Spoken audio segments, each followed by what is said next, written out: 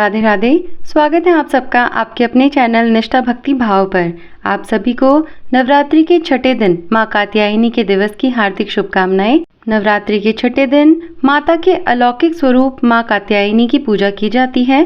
माँ कात्यायनी स्वरूप में माता शेर पर सवार, सिर पर मुकुट सुशोभित है। माता की 4 भुजाएं हैं। माना जाता है कि माता के स्वरूप की पूजा अर्चना से विवाह में आ रही सभी परेशानियां दूर हो जाती हैं। इस दिन सुबह स्नान आदि के बाद में आपको साफ वस्त्र धारण करके पूजा का संकल्प लेना चाहिए। माँ कात्यायनी को लाल रंग बहुत ज्यादा प्रिय है, तो आज के दिन आप लाल रंग के वस्त्रों का प्रयोग करें।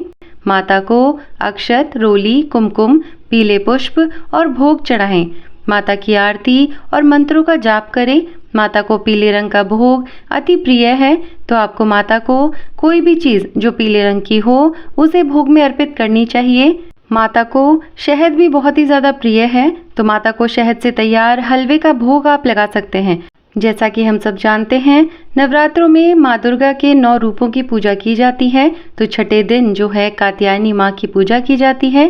कात्यायनी माँ महादेवी का एक रूप है और अत्याचारी राक्षस महिषासुर का वध करने वाली है। वह 9 दुर्गाओं में छठी है। हिंदू देवी दुर्गा के 9 रूप जिनकी पूजा हम नवरात्रि के त्योहार के दौरान करते हैं, उनमें वह छठवीं है, जिन्हें 4, 10 या 18 हाथों से दर्शाया जाता है।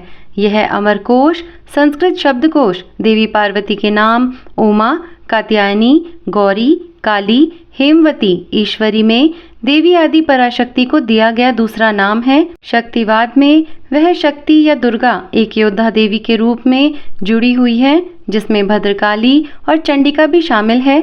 वह परंपरागत रूप से लाल रंग के साथ जुड़ी हुई है। उनका उल्लेख सबसे पहले यजुर्वेद के तैत्तिरीय आरण्यक भाग में मिलता है। स्कंद पुराण में देवताओं के सहज क्रोध से उत्पन्न होने का उल्लेख है, जिसके कारण अंततः सिंह पे सवार देवी का प्रादुर्भाव हुआ था और उन्होंने ही महिषासुर का वध किया था। वामन पुराण के अनुसार वह देवताओं की संयुक्त ऊर्जा से बनाई गई थी। जब राक्षस महिषासुर पर उनका क्रोध ऊर्जा किरणों के रूप में प्रकट हुआ था, कात्यायन ऋषि के आश्रम में किरणें प्रस्फुटित हुई, जिन्होंने इसे उचित रूप दिया। इसलिए उन्हें कात्यायनी या कात्यायन की बेटी भी कहा जाता है। कालिका पुराण जैसे ग्रंथों में अन्यत्र यह उल्लेख किया गया है कि ऋषि कात्यायन ने सबसे पहले उनकी पूजा की थी, इसलिए उन्हें कात्यायनी के नाम से जाना जाने लगा।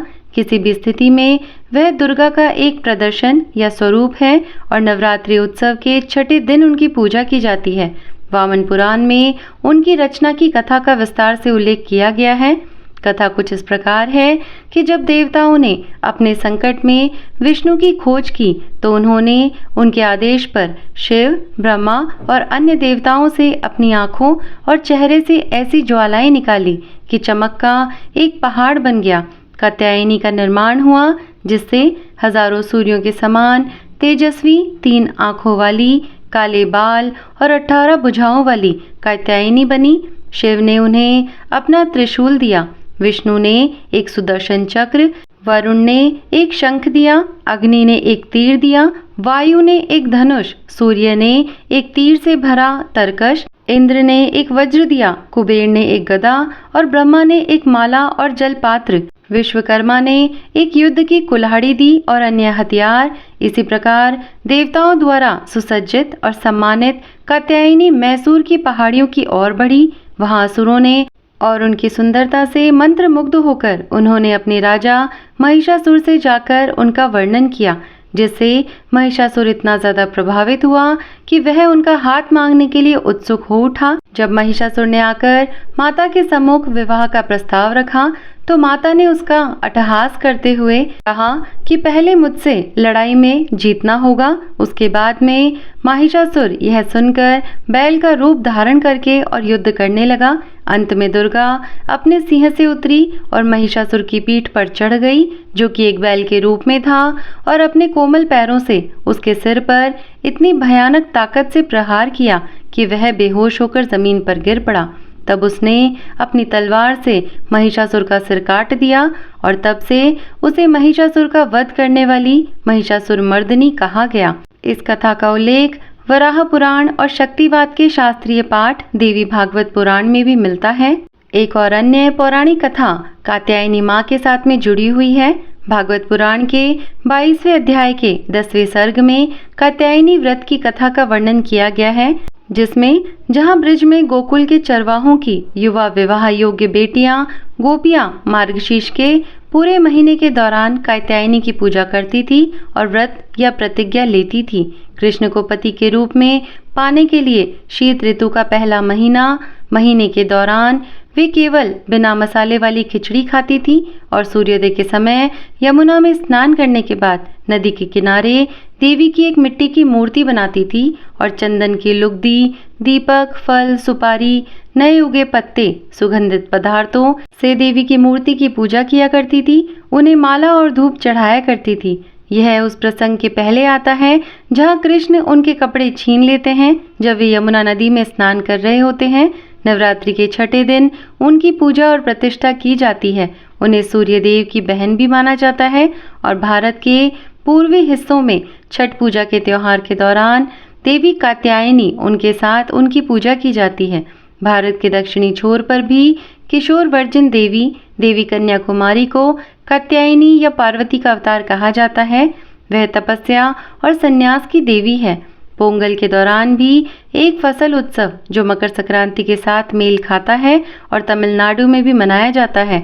वहाँ युवा लड़कियाँ बारिश और समृद्धि के लिए प्रार्थना करती है और पूरे महीने दूध और दूध से बने उत्पादों से परहेज करती है। महिलाएं सुबह जल्दी स्नान करती और गीली रेत से बनी कात्यायनी की मूर्ति की पूजा करती हैं। इस प्रकार से देवी कात्यायनी को विभिन्न विधि विधानों से पूजा जाता है, जो कि बहुत से त्योहारों में अलग अलग प्रकार से देवी की पूजा की जाती है। जैसे कि मैंने आपको बताया, माँ कात्यायनी की आराधना करने से घर में सुख शांति और समृद्धि का वास होता है। इसके अलावा परिवार वालों का स्वास्थ्य भी अच्छा रहता है। तो चलिए अब जानते हैं कि माँ कात्यायनी की पूजा का शुभ मुहूर्त क्या रहेगा। आज माँ कात्यायनी की पूजा के 2 शुभ मुहूर्त रहेंगे। पंचांग के अनुसार अगर बात करें तो पहला शुभ मुहूर्त प्रातःकाल 7:30 से लेकर प्रातःकाल 9 बजे तक रहेगा। वहीं दूसरे शुभ मुहूर्त का आरंभ सुबह 10:30 से हो रहा है, जिसका समापन 12 बजे होगा। इन दोनों ही शुभ मुहूर्त में आप माता कात्यायनी की पूजा कर सकते हैं। तो यह थी नवरात्रि के छठे दिन की संपूर्ण जानकारी। उम्मीद करती हूँ मेरे द्वारा दी गई जानकारी आप सभी को पसंद आई होगी। आज का वीडियो अगर अच्छा लगा हो तो वीडियो को लाइक और शेयर ज़रूर करिएगा। और यदि आप हमारे चैनल पर नए हैं और ऐसे ही वीडियोस देखना पसंद करते हैं तो चैनल को सब्सक्राइब भी करिएगा।